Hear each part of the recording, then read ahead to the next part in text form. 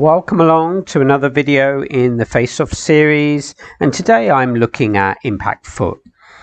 There was a request from one of my viewers, Ok, and he asked me to have a look at some impact foot. So I've got the Baltic foot, they cost 36, Galwegian foot at 33, and the Mughavars at 42. Now these units behind, these are essentially the same unit as the Baltic foot, 36 point impact foot, Finno-Ugrian warriors, Tuareg foot and Daylami foot. So when I'm talking about the Baltic foot, I'm also talking about all of these units. When I had a look at the lists in High Middle Ages, there are about 14 armies with impact foot, armies such as Baltic tribes, Tuareg, Ghaznavid, Daylami, Bulgaris, all these kind of armies, they've got access to impact foot. In late Middle Ages, 1320 to 1500 AD, there's a lot less. There's just the Tuareg who go to 1500 AD, and also some of the Scottish lists. There's one Scottish list in late Middle Ages, the Highlands 1320 AD list. They've got access to these Galwegian foot units, and then most Scottish lists in High Middle Ages have got access to these units. In terms of the stats, so basically Baltic foot and impact foot in general, it's all about impact phase. They've got great advantage on impact. So these units, Baltic foot, are up 100 against Arab foot, 100 up against Irish foot, 100 up against Low Country spear, 100 up against armored defensive spear, 100 up against defensive spear. All of those units, they're 100 up. And that is also the case with the Galwegian foot, because even though they're lightly protected, if you remember, on impact we don't count armor, so they're both 100 up against all those units. The Mughavars are 25 up extra, so they're 125 up against all those units because of their quality, above average quality, but you pay for it because they're 42. So one of my tips, some people have been asking me for tips on how to use these units. Well, one of my tips would be to focus on the better units, because as I've just said, these guys are up 100 against defensive spear, which costs 36 on impact, and they're up 100 against low country spear, which are 58. So even though those units are quite different in price, these impact foot are still 100 up. So really it's best to focus on the better quality units. Even armored defensive spear, they cost 42. Baltic foot are still 100 up against them. Irish foot at 42, they're still 100 up against them. So that's where really you're getting bang for your buck.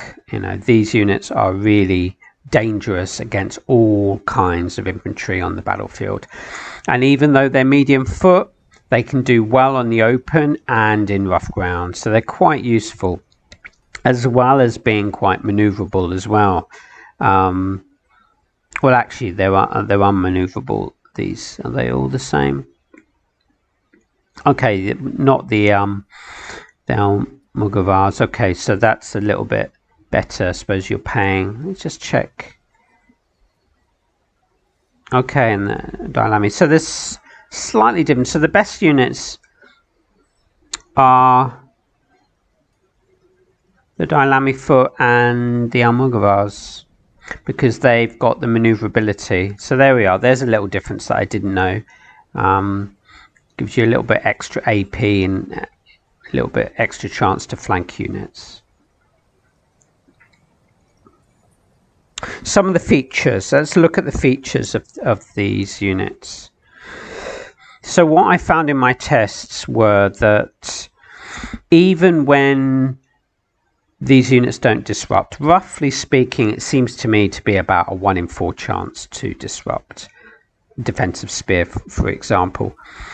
But even when you don't disrupt the enemy unit, a lot of the time you can inflict heavy casualties, 45 to 50 casualties, which is about 10% of the unit strength. So that is quite significant, and that just gives you a little bit extra bonus in terms of combat strength. So these units can still do damage even without disruptions. That's one thing to say. Another thing to say is that I noticed, okay, they go down, say 50, they're 50 down against defensive spear and melee, but if they lose melee and it's heavy loss, or they just lose, a lot of the time they will fall back, which is very good for impact foot, because when they fall back, something like defensive spear don't follow up, just gives you another impact phase, which is fantastic. So that's another little advantage there for these troops. They often fall back if they lose melee, then they get a chance to charge in with impact again.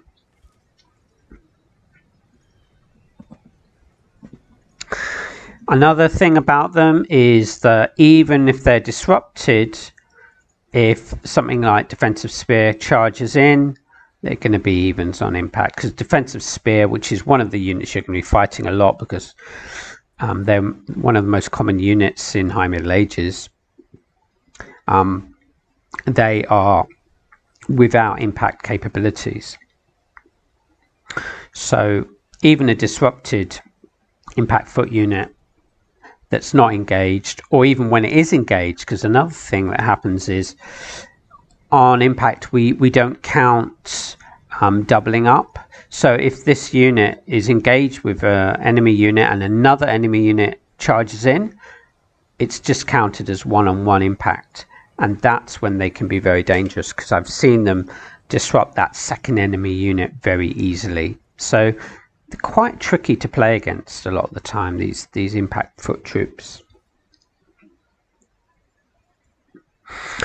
Another thing about them is pursuit. So sometimes it's not great, because if they rout a unit, they'll just chase after it, similar to war bands actually, and you can't turn them around in time to get a flank sometimes. But on other occasions, it's to your benefit to get a pursuit, because sometimes they'll smash through a unit, they'll run on, and then they'll get another flank attack. These units actually are really fluid and dynamic, and they can often cause chain reaction routes in the enemy, because they'll pursue after the enemy, get a flank, and even if they don't get a flank, you've got to remember there's still going to be 100 up on impact against practically everything. So even without a flank attack, that can still be a real deciding factor in disrupting another unit. So that's something to bear in mind. My tips in terms of using them, I would say that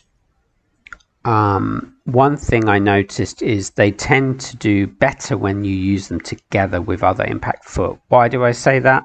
It's because if you've got 3 or 4 impact foot units together, you're all charging in around the same time, it's going to be highly likely that you're going to disrupt at least one of the enemy units, and that's the key, because they're going to be down in melee against spearmen. But if you can disrupt one of those units, in a turn or two you'll fragment it, route it, and then in my tests, that's when your unit can turn around and get the flank attacks, because these units will generally hold for a good few turns against spearmen, and it's just all about disrupting one of those units in front of you, basically punching a hole in the enemy line, and then you've got an advantage.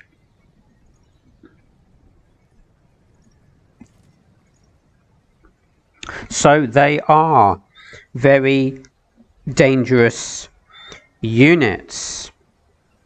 My rating, how am I going to rate these units? Well, they're all quite similar, but I have to say at 33, this is a real bargain, these Galwegian foot.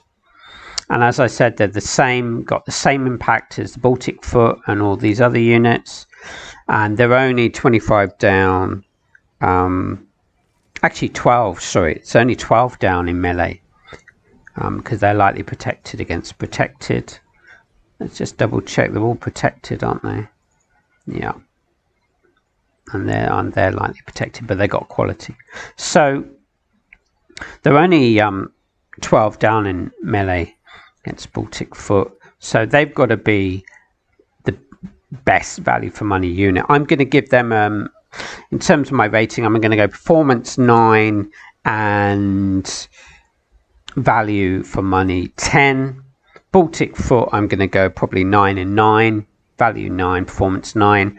And because these are 42, you know, impact 100, impact 125, this unit's 33, this is 42, I'm going to say maybe value 8.5 and performance 8.